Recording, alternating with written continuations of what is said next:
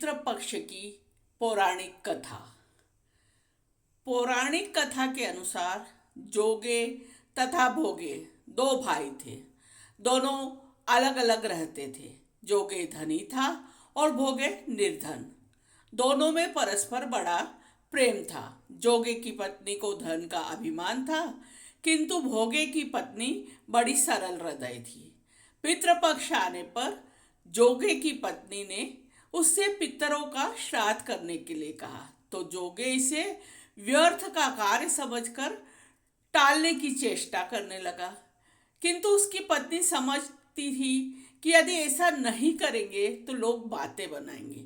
फिर उसे अपने मायके वालों को दावत पर बुलाने और अपनी शान दिखाने का यह उचित अवसर लगा। अतः वह बोली, आप शायद मेरी परेशानी की वजह से ऐसा कह रहे, किंतु इसमें मुझे कोई परेशानी नहीं होगी।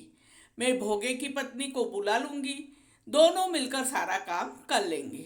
फिर उसने जोगे को अपने पियर न्योता देने के लिए भेज दिया। दूसरे दिन उसके बुलाने पर भोगे की पत्नी सुबह सुबह आकर काम में जुट गई। उसने रसोई तैयार की, अनेक पकवान बनाए, फिर सभी काम निपटाकर अपने घर आ गई। आखिर उसे भी तो पितरों का श्राद्ध तर्पण करना था। इस अवसर पर न जोगे की पत्नी ने उसे रोका और न वह रुकी। शीघ्र ही दोपहर हो गई। पितर भूमि पर उतरे। जोगे भोगे के पितर पहले जोगे के यहाँ गए तो क्या देखते हैं कि उसके ससुराल वाले वहां भोजन पर जुटे हुए हैं। निराश होकर वे भोगे के यहाँ आए। वह क्या था, मात्र पितरों के नाम पर अंग्यारी दे दी गई थी।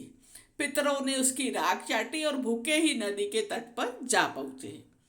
थोड़ी देर में सारे पितर इकट्ठे हो गए और अपने अपने यहाँ के श्राद्धों की बड़ाई करने लगे।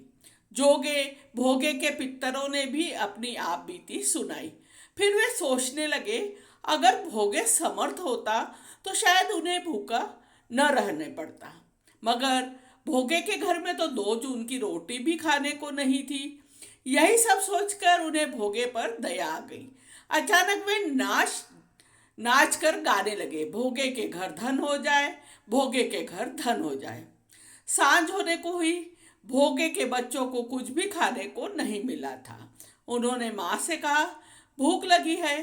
तब उन्हें टालने की गरज से भोगे की पत्नी ने कहा, जाओ आंगन में होदी औंधी रखी है, उसे जाकर खोल लो और जो कुछ मिले बांटकर खा लेना। बच्चे वहां पहुंचे तो क्या देखता है, होदी मोहरों से भरी पड़ी है। वे दौड़े दौड़े माँ के पास पहुंचे और सारी बात बताई। आंगन में आकर भोगे की पत्नी ने यह सब देखा तो वह भी हैरान रह गई। इस तरह भोगे भी धनी हो गया, मगर धन पाकर वह घमंडी नहीं हुआ। दूसरे साल का पितृपक्ष आया। श्राद्ध के दिन भोगे की स्त्री ने 56 प्रकार के व्यंजन बनाए। ब्राह्मणों को बुलाकर श्राद्ध किया, भोजन कराया, दक्षिणा दी। जेठ जेठानी को सोने चांदी के बर्तनों में भोजन कराया। इससे पितर बड़े प्रसन्न और तृप्त हुए। आपको यह कथा अच्छी लगे तो प्लीज़ लाइक, शेयर एवं सब्सक्राइब जरूर करें। धन्यवाद।